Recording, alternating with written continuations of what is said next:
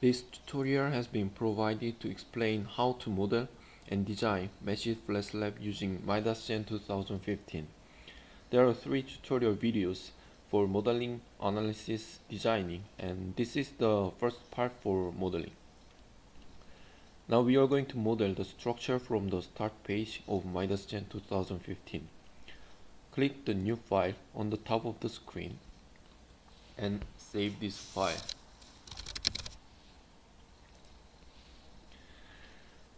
First of all, check the unit system at the bottom of the screen.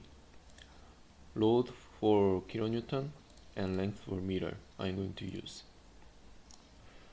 So in order to create the model, we are going to use the line grid in this time. Go to the structure and grids, define line grid. So give the name for the line grid and enter the size that you want for the Y direction as well. So now you have line grid on your screen. So once you generate the line grid, you can easily grab the intersect line, so we can easily generate the model. Go to the node, create the node. So simply click the 4 nodes, and then we are going to generate the column on these positions. So in order to do that, go to the material properties. So we are going to define the properties for column first. So column will be concrete. I'm going to use the standard data for properties, and go to the section as well. Define the section for your column. I'm going to use this rectangular shape, so give the size for the column.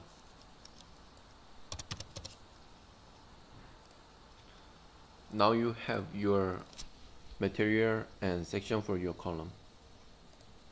So in this time, we're going to use this extrude function to generate the column. So column will be generated by node to line element, and you can select the material and section here, and distance you can manually type. So -0.5 and select the all nodes and click apply. So now you have 4 columns on your screen. So I'm going to generate this position as well. So in this time I'm going to copy these 4 nodes, 4 columns to this position. So go to the translate and select all columns that you just created and give the distance. You can manually enter the distance, but in this time you can just select the distance here to here. So I'm going to copy 3 times and click apply. So now you have 16 columns on your structure. And the next step, we are going to generate the beams in order to generate the automated flat slab. So in order to do that, we are going to define the section first. In this time, I'm going to give the null for name and round shape. So give the really small size for imaginary beams. And go to the node element and create element. So select the section we just defined and generate the beams.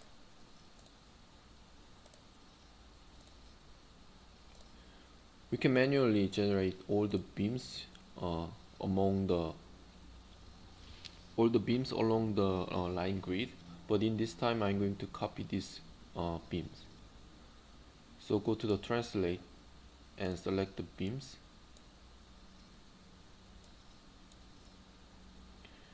and give the distance and give the times. But in this time we have to check on this intersect option, because we need to intersect these vertical beams and horizontal beams. So click apply. Now you have these beams, and same manner we are going to generate the horizontal as well. So give the distance and click apply. Now you have all beams on your structure. So from now on we don't need the line grids, so I'm going to toggle off this line grid. And next step, you're going to generate the meshed flat slab.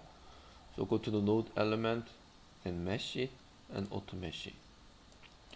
So slab will be generated by the line elements we just created, and select the quad triangle type and give the mesh size. And we have not defined the thickness for our slabs. So in here you can just simply define your thickness.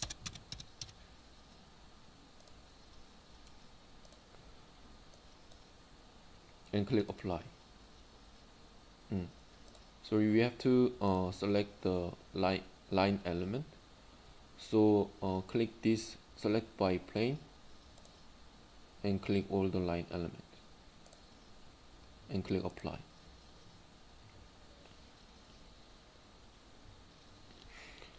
And now you have your slab on your structure. If you want to see the thickness of your slab, go to the display option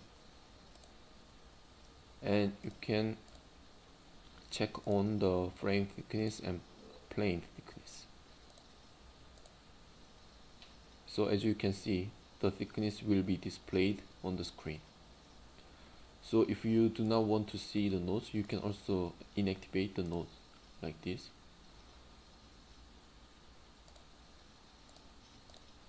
And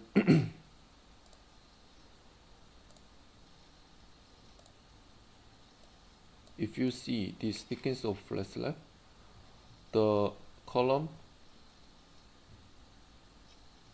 and the flat slab is duplicated in this position.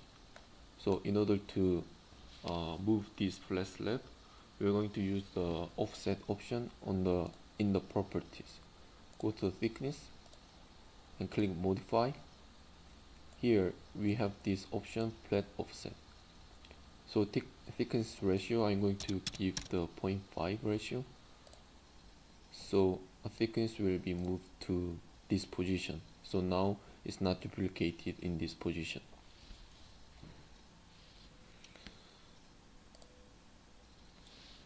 I'm going to inactivate the nodes for our convenience. And to better explain, I'm going to give the different color for column and slab. So in this time we are going to distinguish these two elements with this material type. So go to the material and just copy the same material type and give this column to the new material. So now you have two material type. So go to the display option and draw. The element color will be displayed by global color or element or material. So in this time we're going to use this material color and click apply. You can see this material color.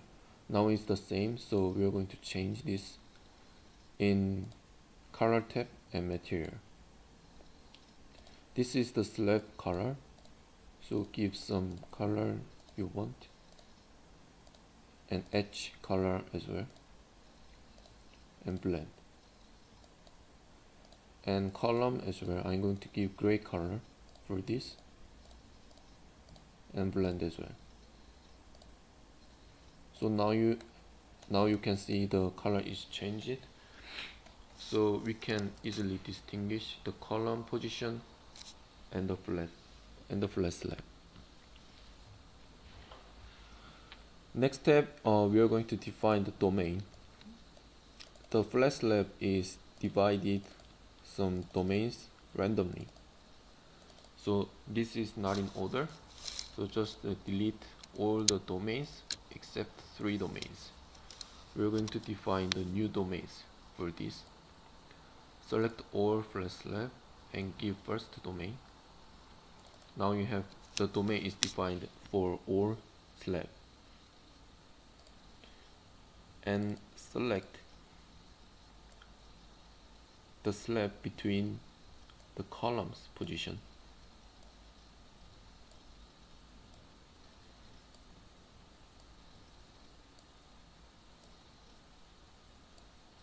And give the second domain.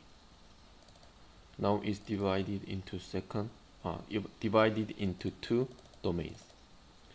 And the last, I'm going to give this position for third domain. Why we are doing this? In design procedure, it's easier to distinguish the domain area for each reverse. So give these third domains here. So now you have first and second and third. So also we can specify the names for this. So I'm going to do this for S1. Click modify, and this one for S2. Click modify, and this one F3.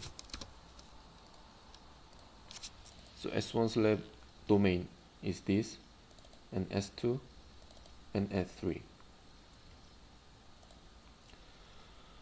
And the next step, we are going to give the boundary condition at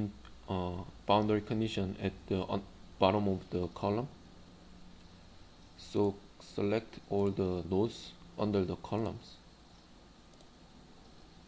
and go to the boundary and define support.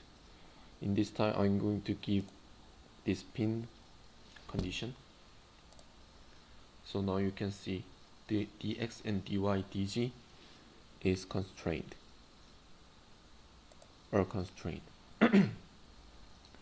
And the next step, I'm going to give the load. So first we are going to define the static load case for self-weight,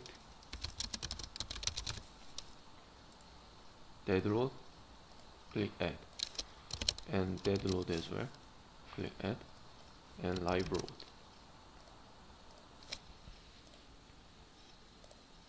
So first give the self-weight for -1 to z direction, and the slab load, we are going to use this pressure load. So change the live load and give -8 kilonewton per meter square, and select all the slabs and give the load.